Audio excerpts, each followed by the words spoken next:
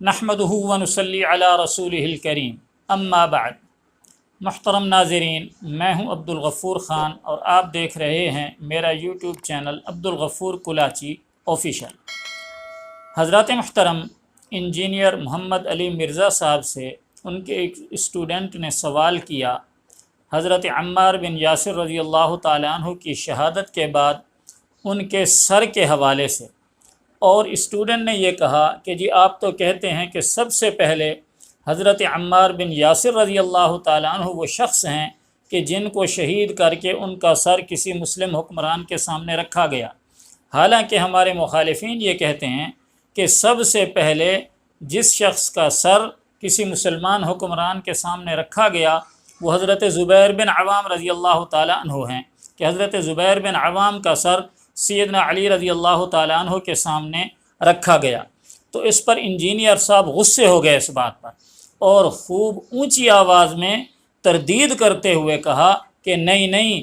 پہلی دفعہ اگر کوئی سر کاٹ کے کسی مسلمان حکمران کے سامنے رکھا گیا ہے تو وہ معاویہ کے سامنے عمار کا سر ہے، اس سے پہلے کبھی کسی کے سامنے سر نہیں رکھا گیا۔ لیجئے سنیے انجینئر صاحب نے کیا فرمایا۔ حضرت علی پہ اٹیک کرتے ہیں نا، جواب میں وہ کہتے ہیں حضرت علی کے سامنے میں سر کاٹ کے لایا گیا۔ کس کا؟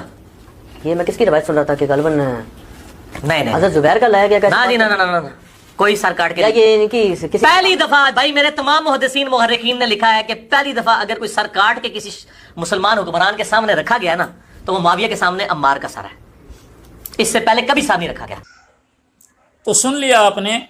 اب سوال کرنے والا اسٹوڈنٹ خود کہہ رہا ہے کہ جی ہمارے جو مخالفین ہیں وہ تو یہ کہتے ہیں کہ حضرت علی رضی اللہ تعالیٰ عنہ کے سامنے سب سے پہلے حضرت زبیر بن عوام کا سر لایا گیا، لیکن انجینئر صاحب نے اس بات کی تردید کر دی، گویا انجینئر صاحب نے جان بوجھ کر اس بات کو ماننے سے انکار کر دیا،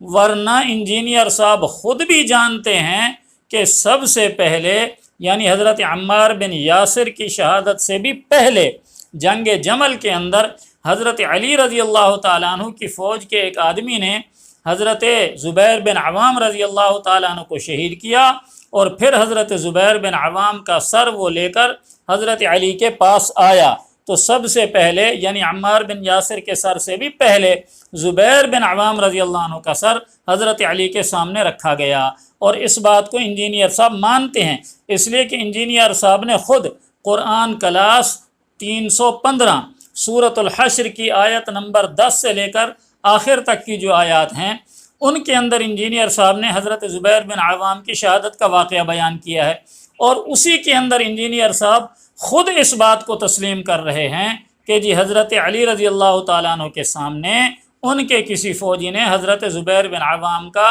سر لا کے رکھا۔ لیجئے سنیے انجینئر صاحب کیا کہہ رہے ہیں۔ بعد میں حضرت علی کے فوجیوں میں سے ایک بندے نے جا کے پیچھے ان کو دھوکے سے قتل کر کے تو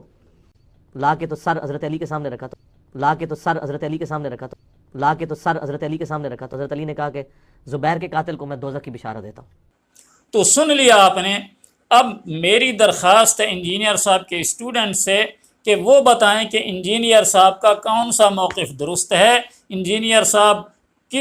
کہاں پر سچ بول رہے ہیں اور کس واقعے کے بارے میں جھوٹ بول رہے ہیں۔ اگر انجینئر صاحب کہتے ہیں کہ جی حضرت زبیر بن عوام رضی اللہ تعالیٰ عنہ کا سر حضرت علی کے سامنے رکھا گیا تو یہ واقعہ جنگ جمل کا ہے، اور جنگ جمل جنگ صفین سے پہلے ہے۔ اگر انجینئر صاحب یہاں سچ بول رہے ہیں تو پھر حضرت عمار بن یاسر جو جنگ صفین کے اندر شہید ہوئے اور ان کا سر امیر معاویہ کے سامنے لایا گیا بقول انجینئر صاحب کے، تو وہاں انجینئر صاحب جھوٹ بول رہے ہیں۔ اور اگر حضرت